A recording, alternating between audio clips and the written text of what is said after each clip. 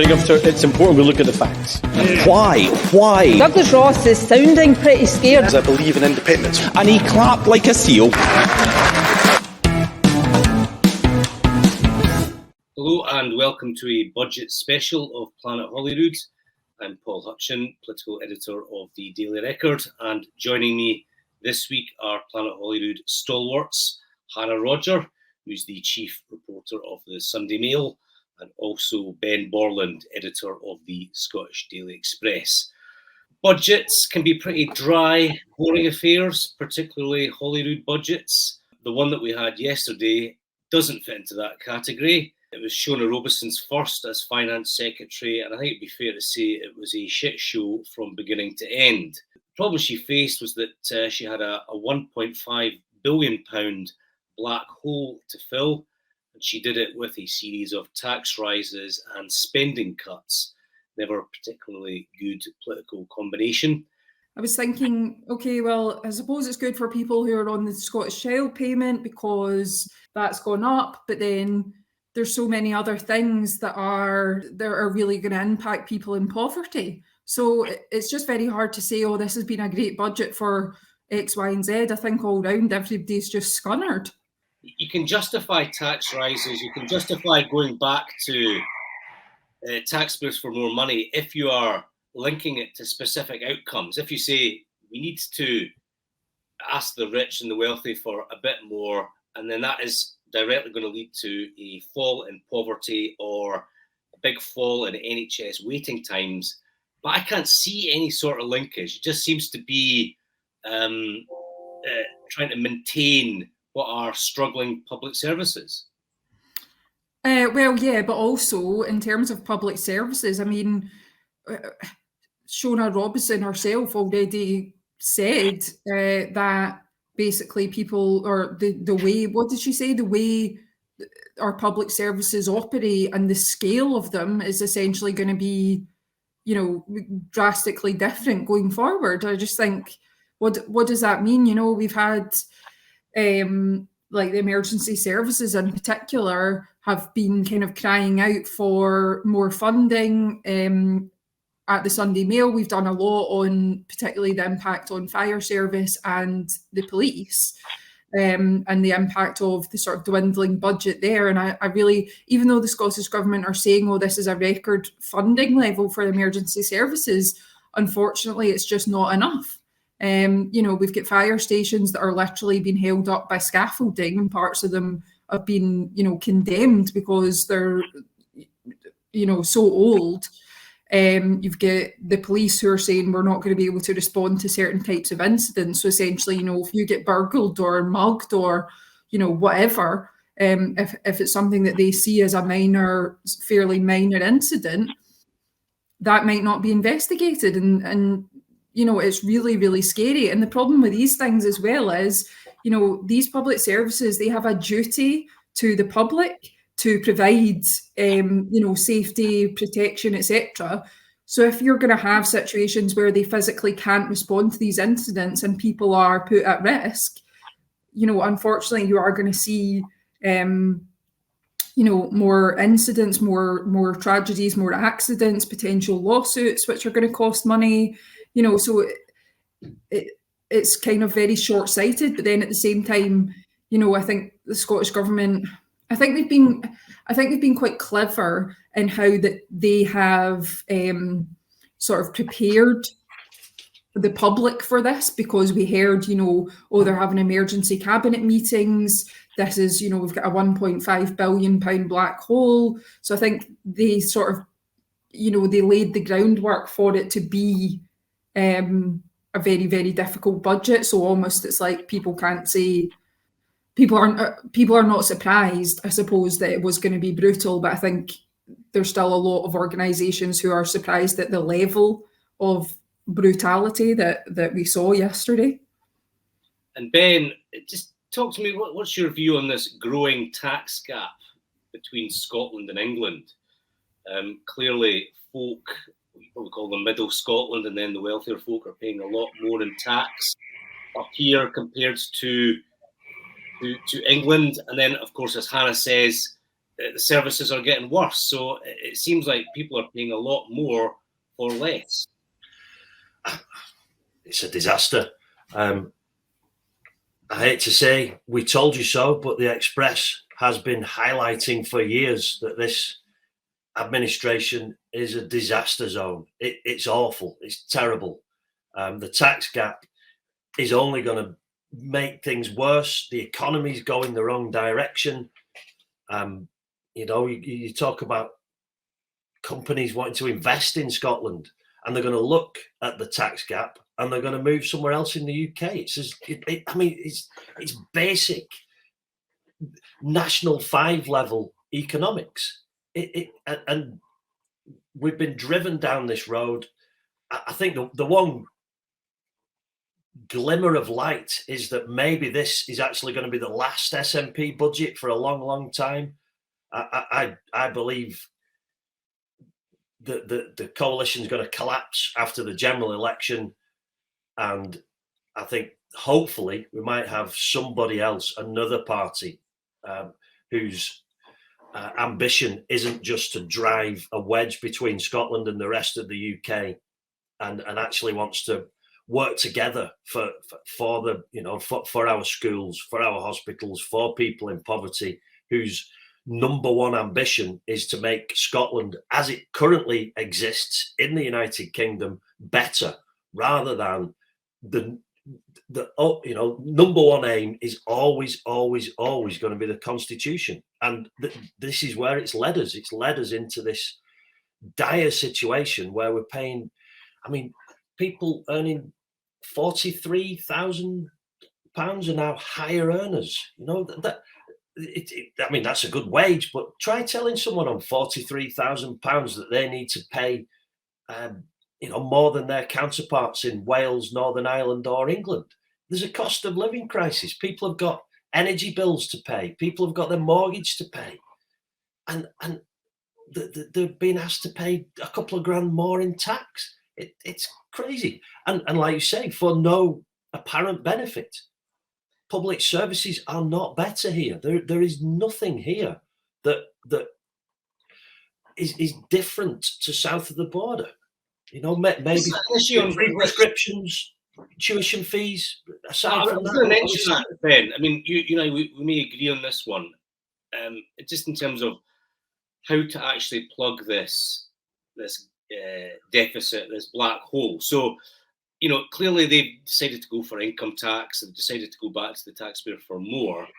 But it is the case over the last 16 years they have implemented a series of policies which provides programs and benefits to everyone. So as you say, higher education, free prescriptions, free baby boxes, free this, free that, bus passes for everyone when they hit 60.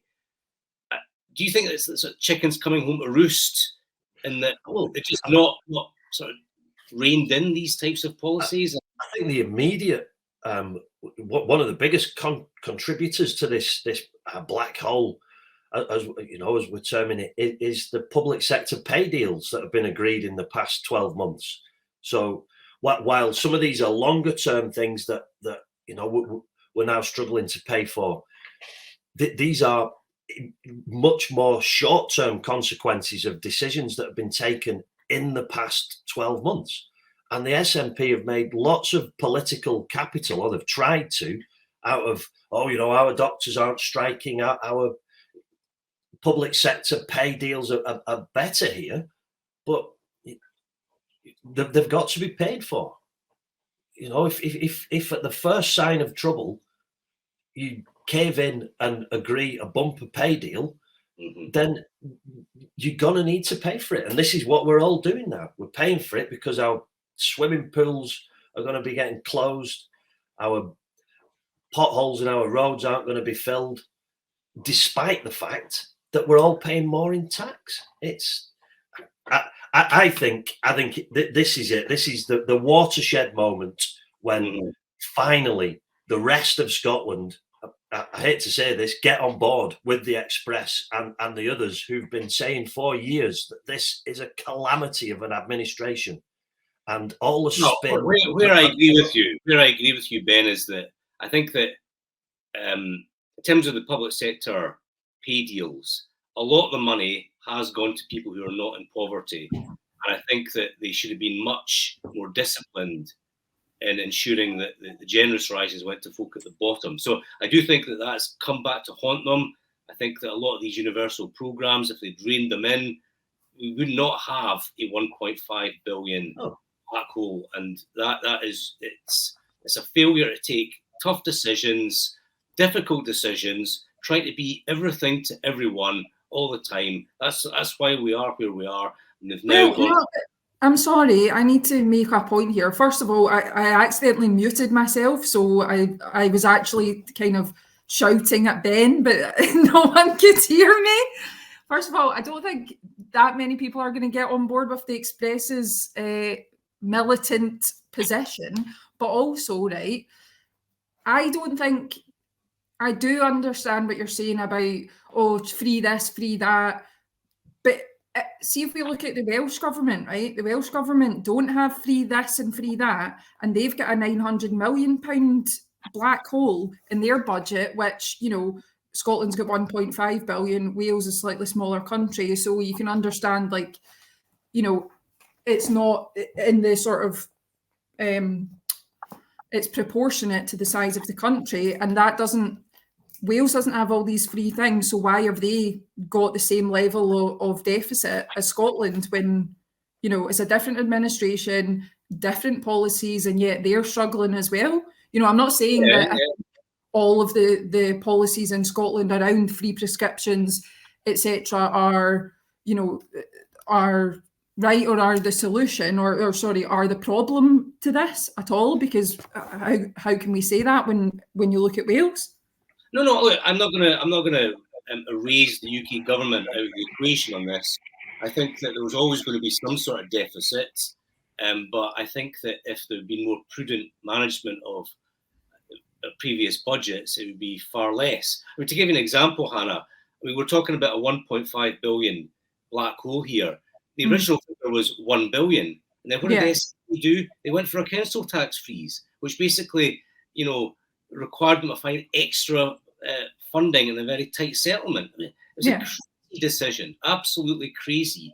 It's this sort of shallow populism of just trying to appeal to everyone, not picking a side, essentially, saying that this group of people need more help than folk in the middle and the top, and that's what's kind of kiboshed them, I think. Yeah, potentially, and also, Ben, you had said something about. Sorry, my cat is really just trying to get involved in the podcast today. He's got some strong. Your cat's raging about it as well. Yeah, well, he is. He's raging about everything all the time.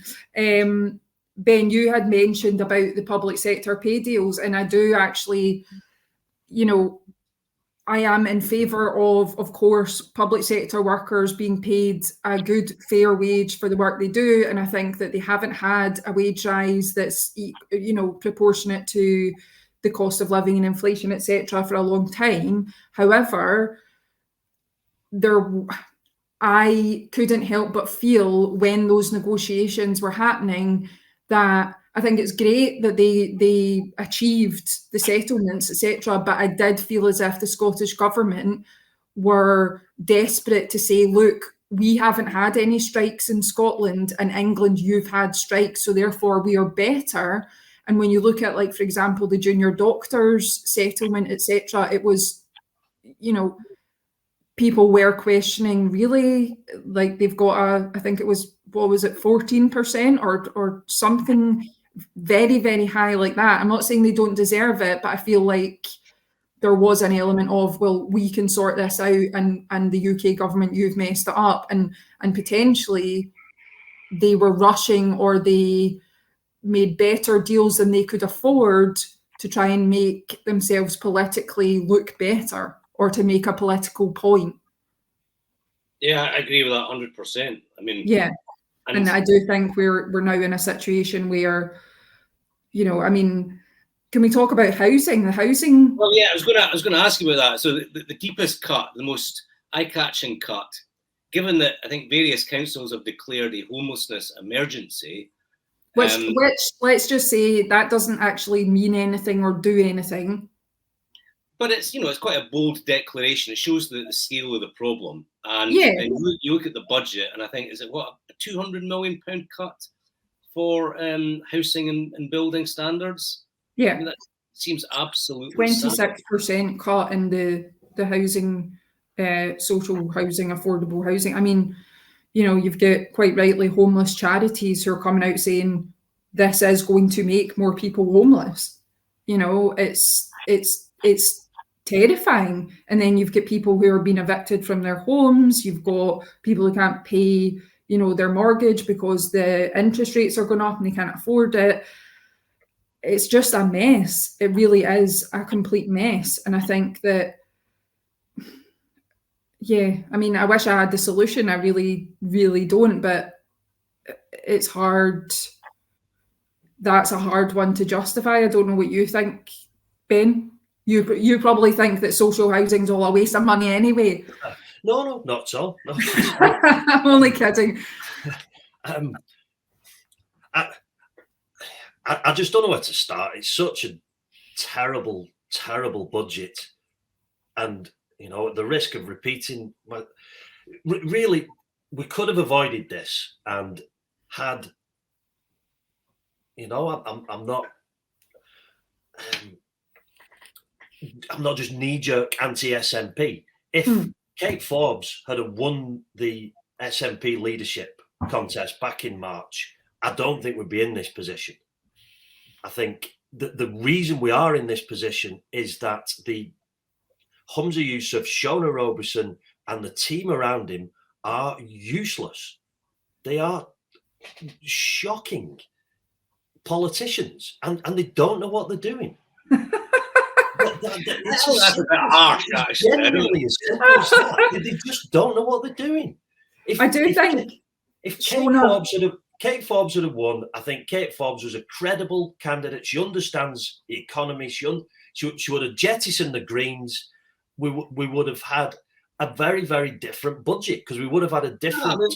There still would have been a 1.5 billion deficit. Well, you said yourself it grew from 1 billion to 1.5 on the back of the council tax freeze. I think her instincts would have been to freeze the council tax as well. But can I just say, right? Yes, there was always going to be some sort of deficit. But see, if you look at the amount of money wasted, for example, on the DRS scheme, on the legal challenges and all the preparation for the gender recognition reform bill, the marine areas policy that's gone in the bin, the ferries, obviously, that we like to talk about all the time. I just feel like there's been so much wastage of public money that, and unfortunately, and, as much as people like to kind of say, oh, she's anti-Green and you don't like the Green Party, it's not the Greens as a party that I dislike.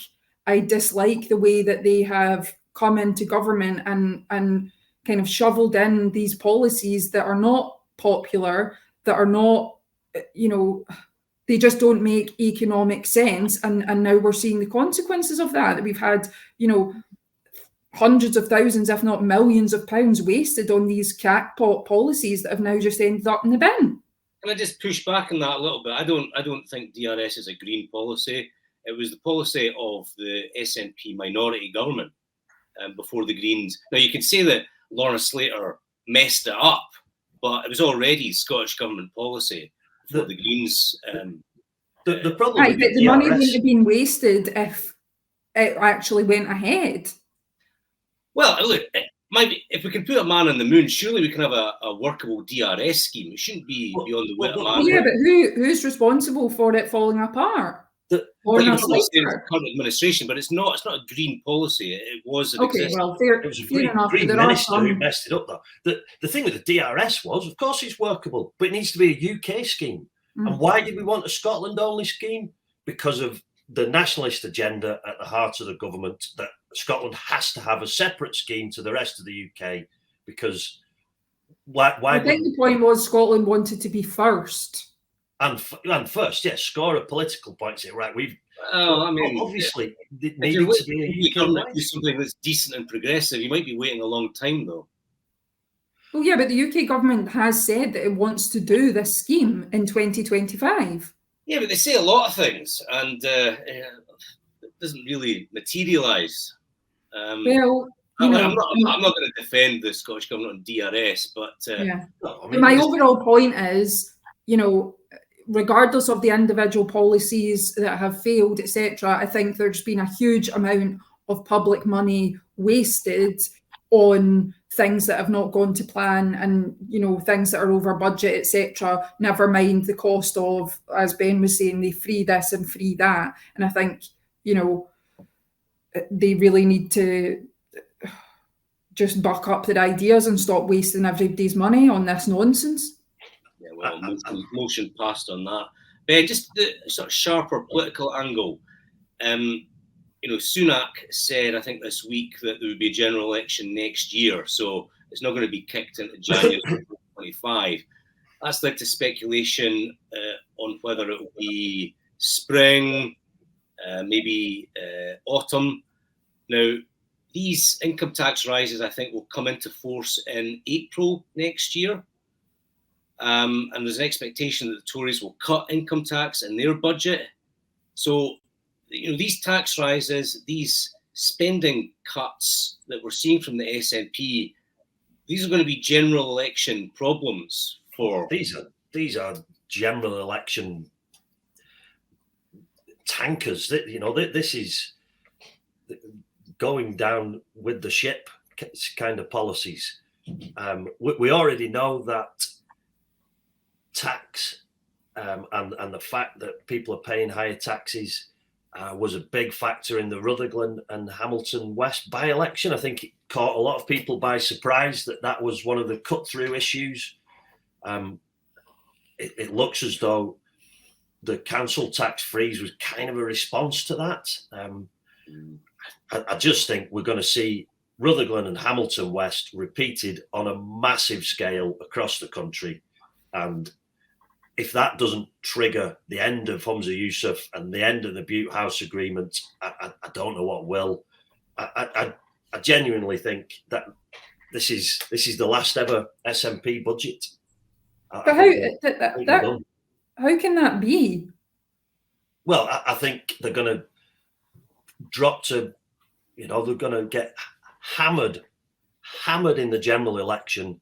But there'll be another budget next year before the Holyrood election. I think this triggers a hammering in the general election, which triggers the end of Humza Yousaf, which triggers the end of the Butte House Agreement, which probably means a Holyrood election sooner rather than later. I think the most dramatic thing that could happen is Humza resigns and then there's a new leader. It's very difficult to sort of trigger an election, but I mean, who knows? I don't think that 2024 is going to be the SNP's greatest year. And I just sticking on the general election theme, the big money earner in terms of the income tax changes is the sort of fiscal drag where tens of thousands of folk are going to pay the 42p rate as their salary goes into about 43 grand. That seems to be more perilous for the SNP than putting 1p on the top rate of tax, because that affects fewer people. Do you sense that it's the folk on 40 to 50 grand, that they're the ones who are going to punish the SNP at the election? Well, yeah, and as Ben was saying as well, people who earn £43,000 are now considered high earners. Has anybody looked at the cost of, everything and realised that if you earn that amount of money, if you're in any sort of debt whatsoever, it's very, very hard to make ends meet at the end of the day. So I do think that I think that the sort of what I would say is middle income, I think that they're going to have real problems with yesterday's budget, and they probably will react at the ballot box. And I mean, there's no getting around it now. Scotland has Scotland's got the highest rate of tax of anywhere in the UK. So I think really anyone who earns like, you know, a decent enough wage to be in one of those kind of higher brackets is not going to be particularly happy about it, especially come April when they look at their wage slip. Yeah. And completely different subject, Hannah, GRR. Very recently, the court session effectively backed Alistair Jack, the Scottish Secretary, over the dispute over the GRR legislation.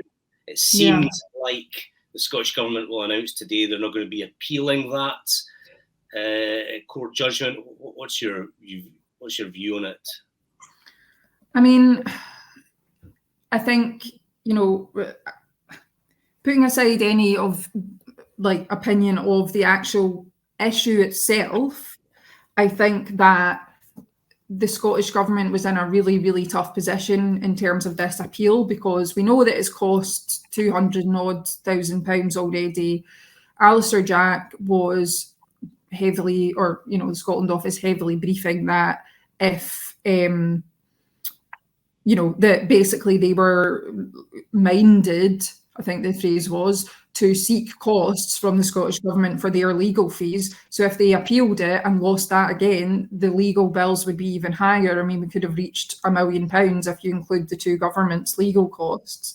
I think that, you know, the fact that the Court of Session in Scotland had decided that the UK government's actions were lawful, if they were to appeal that, they would have to go to the Supreme Court in London, and therefore, I think optically saying that, you know, you believe that a London court's opinion is more important than Scotland's highest civil court for an SNP government is not a good look.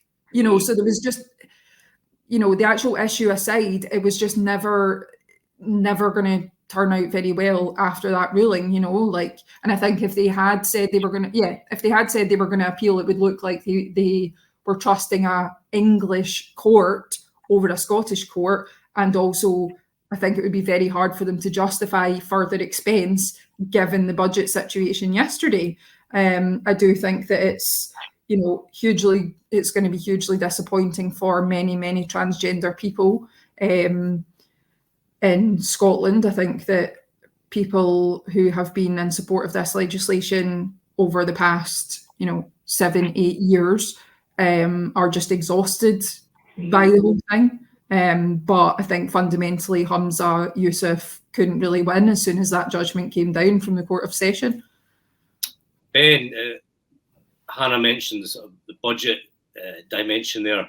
It's not really credible, is it, to say to Scots, look, we're tapping you for more income tax, we're going to cut your services, but by the way, we found a bit of extra cash for a legal appeal on this issue. Yeah, as Hannah said, it was kind of inevitable as soon as the Court of Session judgment came in. I think, personally, I think there's far bigger issues that need resolving. Schools, roads. I mean, I think people up in Brechin would appreciate a bit of extra support to recover from the flooding 2 months ago. There are other things that the government should be getting on with. I think this has been a very long, tiring, costly exercise, and let's move on, really. Fair dues. Ben, good week, bad week? I was saying before the show, they're not very inspired choices, I'm afraid. Bad week. I mean, Shona Robison. You shock me.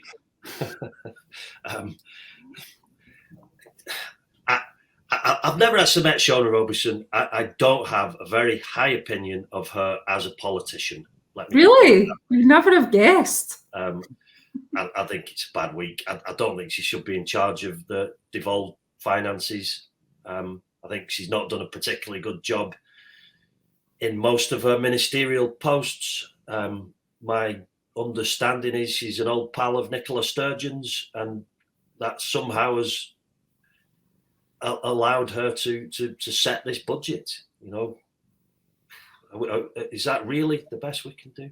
I don't think her being pals with Nicola Sturgeon's getting to do with her being allowed to set the budget. But anyway, let's just move on from that.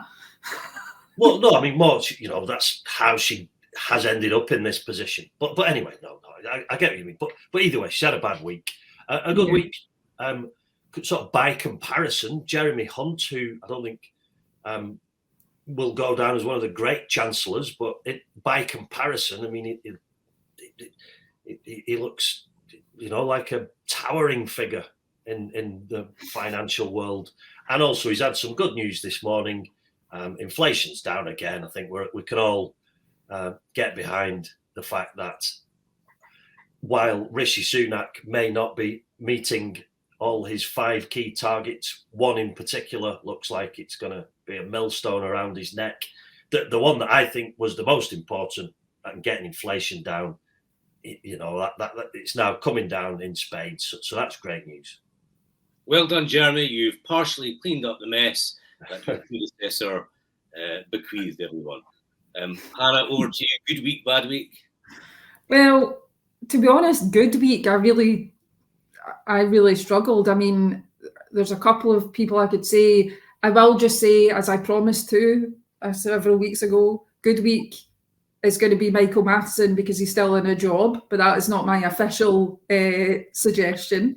No, I think it's been a good week for Scottish Labour in the sense that they're not the Tories and they're not the SNP. I think that, to be honest, I don't think they've done that great a job. They've obviously been very, very critical of the budget, but in terms of what they would offer up instead, we haven't really seen a lot of concretes there. But I do think they've managed to kind of avoid too much turmoil purely because they're not in power, so they can't really be blamed for any of this mess.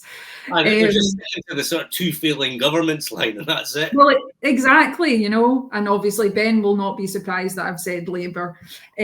But bad week. I mean, take your pick, bloody everybody. But I specifically have picked the emergency services just because, we've had months and months and months of them talking about the dire situation and the real risk to the public and to people's lives if they do not receive the funding that they need. And unfortunately, regardless of the Scottish government spin, they have not received the funding that they need. So I think, it's not a great week for them. But I mean, you could say basically everyone's had a bad week because of this stupid budget.